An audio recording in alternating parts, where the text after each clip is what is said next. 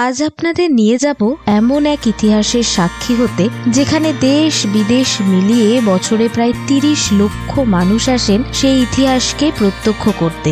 হ্যাঁ, আমরা কথা বলছি দিল্লির কুতুব মিনারের। দিল্লি সিরিজের এই দ্বিতীয় পর্বে আমরা জানব কুতুব মিনারের ইতিহাস, এখানে পৌঁছানোর বিভিন্ন options, quickest and cheapest tickets, open and close timing, আর এই দরজার চিরকালীন বন্ধ হওয়ার কারণ। এই সব কিছু নিয়েই আজকের ভিডিও। কুতুব মিনারের গল্প শুরু হয়েছিল প্রায় ৮০০ বছর আগে, ১১৯২ খ্রিস্টাব্দে। তুর্কি শাসক ও দিল্লি সালতানাতের প্রতিষ্ঠাতা কুতুবউদ্দিন আইবক দিল্লি জয়ের পর বিজয়ের স্মারক হিসেবে এই মিনারের ভিত্তি স্থাপন করেছিলেন। তবে মিনারের কাজ তিনি শেষ করতে পারেননি। তারপরে উত্তরসূরি ইলতুৎমিশ আরও ৩টি স্তর যোগ করেন। পরবর্তীকালে বজ্রপাতে ক্ষতিগ্রস্ত শীর্ষভাগটি পুনর্নির্মাণ করেন ফিরোজ শাহ তুগলক। তাই আজ যখন ওপরের দিকে তাকাবেন, দেখতে পাবেন রঙের আর কারুকার্যের সূক্ষ্ম পার্থক্য, যেন প্রতিটি যুগ, প্রতিটি শাসক নিজের স্বাক্ষর রেখে গেছে এই ইট পাথরে। দিল্লি থেকে সহজ ও আরামদায়ক উপায়ে কুতুব মিনার যেতে চাইলে ক্যাব ছাড়াও ভালো option metro. Yellow metro line ধরে দিল্লির ব্যস্ত রাস্তাকে উপেক্ষা করে খুব কম সময়ে পৌঁছে যাওয়া যায় কুতুব মিনার মেট্রো স্টেশনে। মেট্রো থেকে নেমে স্টেশনের সামনে থেকেই পেয়ে যাবেন অটো। এই অটো আপনাকে নামিয়ে দেবে একেবারে কুতুব মিনার কমপ্লেক্সে গেটের সামনে। কুতুব কমপ্লেক্সের উল্টো দিকের টিকিট কাউন্টার থেকে বা সেখানে থাকা স্ক্যানার দিয়ে অনলাইনে আপনারা টিকিট কেটে নিতে পারেন। প্রতিদিন খোলা এই স্মৃতিসৌধকে ডিএসএলআর বা মোবাইল ক্যামেরা দিয়ে ফ্রেমবন্দি করতে আলাদা করে কোনো টাকা লাগে না। এটি খোলা থাকে সকাল ৭টা থেকে রাত্রি ৯টা। সন্ধ্যের পর একটা লাইট অ্যান্ড সাউন্ড শো হয়, তবে এর নির্দিষ্ট কোনো সময়সীমা নেই। ৭৩ মিটার উঁচু এই মিনার ভারতের প্রথম দিককার ইন্দো ইসলামিক স্থাপত্যের অন্যতম নিদর্শন। 5টি স্তরযুক্ত এই মিনারের প্রতিটি স্তরে রয়েছে বারান্দা ও দারুণ খোদাই করা ক্যালিগ্রাফি। অনেকে মনে করেন কুতুব মিনার নির্মিত হয়েছিল বিজয়ের প্রতীক হিসেবে, আবার অন্য মত অনুযায়ী এটি ছিল আজানের মিনার। সেখান থেকে প্রতিদিন ভেসে আসত প্রার্থনার আহ্বান। এখানে ইসলামিক শাসনের প্রথম যুগের স্থাপত্য যেমন আছে, ঠিক তেমনি প্রাচীন হিন্দু ও জৈন শিল্পকলার ছাপও স্পষ্টভাবে দেখা যায়। বর্তমানে এটি ইউনেস্কো ওয়ার্ল্ড হেরিটেজ সাইটের অংশ।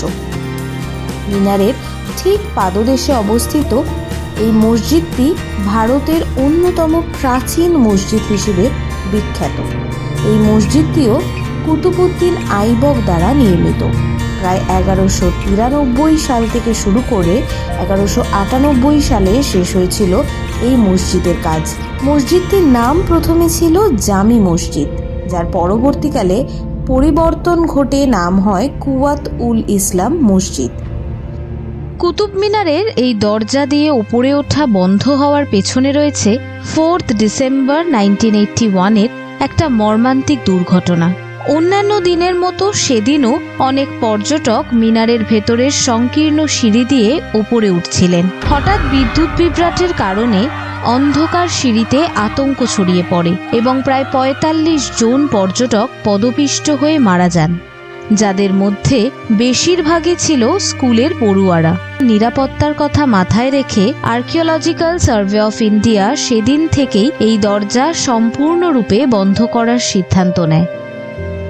এই প্রাসাদোপম প্রবেশদ্বারটি তৈরি হয়েছিল ১৩১১ সালে দিল্লি সাম্রাজ্যের শাসক আলাউদ্দিন খিলজির দ্বারা। এটি ছিল মূলত কুওয়াত উল মসজিদের দক্ষিণ দিকের দরজা, তবে আজ এটি দাঁড়িয়ে ভারতের ইসলামিক স্থাপত্যের এক প্রতীক হিসেবে। দরজাটা দেখা মাত্রই চোখ আটকে যায় এর নিখুঁত নকশায়। বেলে পাথর আর সাদা মার্বেলের সমন্বয়। এর দেওয়ালে থাকা আরবি লেখনী আর ফুলের মোটিভ।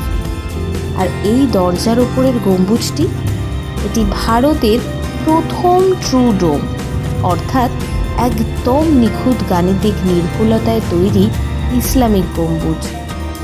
আলাই দরজা শুধু একটা দরজা নয়, এটি ইতিহাসের এক দরজা যেখানে ইসলামিক স্থাপত্য ও ভারতীয় শৈলীর মিলন ঘটেছিল প্রায় 700 বছর আগে।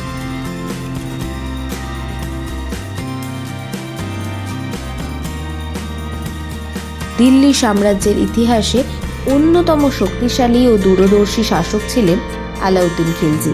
তার রাজত্বকালকে বলা হয় দিল্লি সাম্রাজ্যের স্বর্ণযুগ, কারণ তিনি সামরিক শক্তি, অর্থনীতি, প্রশাসন ও স্থাপত্য সব ক্ষেত্রেই মৌলিক পরিবর্তন এনেছিলেন। তার সময় দিল্লি শুধু ভারতের রাজনৈতিক রাজধানী নয়, বরং ইসলামিক জ্ঞান ও সংস্কৃতির কেন্দ্র হিসেবেও বিকশিত হয়। এই দৃষ্টিভঙ্গিরই প্রতিফলন ছিল খিলজি সমাধি মাদ্রাসা কমপ্লেক্সে। এই কমপ্লেক্সটির নির্মাণ শুরু হয়েছিল 1311 থেকে 1316 খ্রিস্টাব্দের মধ্যে আলাউদ্দিন খিলজির জীবৎকালে। এটি ছিল একটি যুগান্তকারী প্রকল্প, কারণ এটি ভারতের ইতিহাসে প্রথম স্থাপিত সংযুক্ত মাদ্রাসা ও সমাধিস্থান। এই মাদ্রাসাটির চারপাশে ছোট ছোট ঘর ছিল, যেখানে ধর্মীয় শিক্ষার জন্য শিক্ষক ও ছাত্ররা থাকতেন। বর্তমানে অনেকটা অংশই ধ্বংসপ্রাপ্ত, কিন্তু বাকি গঠন এখনো প্রমাণ করে স্থাপত্যের পরিপক্কতা। এই মাদ্রাসাটির দেওয়াল জুড়ে আছে আরবি শিলালিপি। মাদ্রাসাটি ছিল একসময় ধর্মীয় শিক্ষা ও প্রশাসনিক প্রশিক্ষণের কেন্দ্র। এখানে কোরআন, ইসলামিক আইন, গণিত ও দর্শন পড়ানো হতো। আলাউদ্দিন খিলজির মৃত্যুর পর তাকে এই মাদ্রাসার দক্ষিণ পশ্চিম কোণের গম্বুজের নিচে কবর দেওয়া হয়। বর্তমানে এই গম্বুজটি আর দেখা যায় না, তা ধ্বংস হয়ে গেছে। তবে সমাধির চারপাশের দেওয়াল, খিলান ও মেঝে এখনো মূল রূপ ধরে রেখেছে। এই সমাধিটির সামনে দাঁড়ালে মনে হয় এই নীরব পাথরগুলির ভেতরই যেন ঘুমিয়ে আছে মধ্যযুগীয় ভারতের এক পরাক্রমশীল অধ্যায়। এই জায়গাটি নিছক ধ্বংসস্তূপ নয়, এটি শিক্ষা, শক্তি আর স্থাপত্যের সেই মিলনবিন্দু যেখানে মধ্যযুগীয় দিল্লির সাম্রাজ্য আজও জীবন্ত। কুতুব মিনার চত্বরে অবস্থিত প্রায় 8 মিটার উঁচু ও 6000 কেজির বেশি ওজনের এই স্তম্ভটি the iron pillar of Delhi নামে পরিচিত, যা 1600 বছরের পুরনো হওয়া সত্ত্বেও একটুও মরচে ধরেনি। দেখতে অতি সাধারণ এই পিলারটি আসলে ইতিহাস বইয়ের এক ধাতুবিদ্যার বিস্ময়। আনুমানিক গুপ্ত যুগে অর্থাৎ খ্রিস্টীয় 4র্থ শতকে তৈরি হওয়া এই পিলারটিকে রোদ, ঝড়, বৃষ্টি কিছুই নষ্ট করতে পারে। খুঁটির গায়ে যে লেখাগুলো দেখা যায় সেটি ব্রাহ্ম লিপিতে খোদাই করা। এখানে উল্লেখ আছে চন্দ্রগুপ্ত বিক্রমাদিত্যের কথা, যাকে আমরা গুপ্ত সাম্রাজ্যের স্বর্ণযুগের প্রভাবশালী রাজা বলে চিনি। এটি শুধু একটি লোহার স্তম্ভ নয়, এটি সেই সময়ের প্রযুক্তি, ধর্মবিশ্বাস এবং শিল্প সৌন্দর্যের প্রতীক। অনুমান করা হয় গুপ্ত সম্রাট চন্দ্রগুপ্ত দ্বিতীয় ঈশ্বর বিষ্ণুকে উৎসর্গীকৃত একটি স্মারক হিসেবে এটিকে নির্মাণ করেন। পরবর্তীকালে তোমর বংশের রাজা অনঙ্গপাল একে দিল্লির বর্তমান স্থানে স্থানান্তর করেন। এই লৌহ স্তম্ভটিকে মরচে না পড়ার মূল কারণ হলো এটি প্রায় 99% বিশুদ্ধ লোহা দিয়ে তৈরি, কিন্তু এর ওপর ক্রিস্টালাইন আয়রন হাইড্রোজেন ফসফেট হাইড্রেটের একটি অতি সূক্ষ্ম স্তর রয়েছে।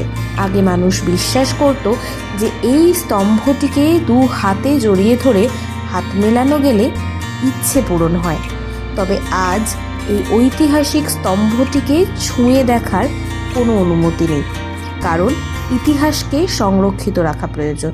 তবে ইচ্ছে পূরণ হোক বা না হোক, এই স্তম্ভের সামনে দাঁড়ালেই মনে হয় ইতিহাসকে স্পর্শ করে দাঁড়িয়ে আছি। কুতুব মিনারের উঁচু আকাশ ছোঁয়া কাঠামোর নিচে দাঁড়িয়ে যখন আয়রন পিলারকে দেখি, তখন মনে হয় সময় কিভাবে বদলেছে, সাম্রাজ্য বদলেছে, শাসক বদলেছে, কিন্তু ইতিহাস ঠিকই নিজের গল্প ধরে রেখেছে এই লৌহ স্তম্ভের মধ্যে দিয়ে। ইতিহাস শুধু বইয়ের পাতায় বন্দী নয়, ইতিহাস বেঁচে থাকে এই ইট পাথরের নিঃশ্বাসে। প্রায় 800 বছরের পুরনো এই মিনার দেখেছে সাম্রাজ্যের উত্থান পতন, দেখেছে ইতিহাসের নীরব পরিবর্তন, তবুও আজও সে অবিচল। মিনারটি শুধু দিল্লির গর্ব নয়, বরং ভারতীয় সভ্যতার এক জীবন্ত সাক্ষী। সময় বদলেছে, বদলেছে সাম্রাজ্য, কিন্তু কুতুব মিনার আজও মাথা উঁচু করে দাঁড়িয়ে ইতিহাসের অতন্ত্র প্রহরী হয়ে। আপনি যদি ভ্রমণ ভালোবাসেন, ইতিহাসকে অনুভব করতে চান, তাহলে কুতুব মিনার শুধু দেখার জায়গা নয়, এটি অনুভব করার এক অনন্য অভিজ্ঞতা।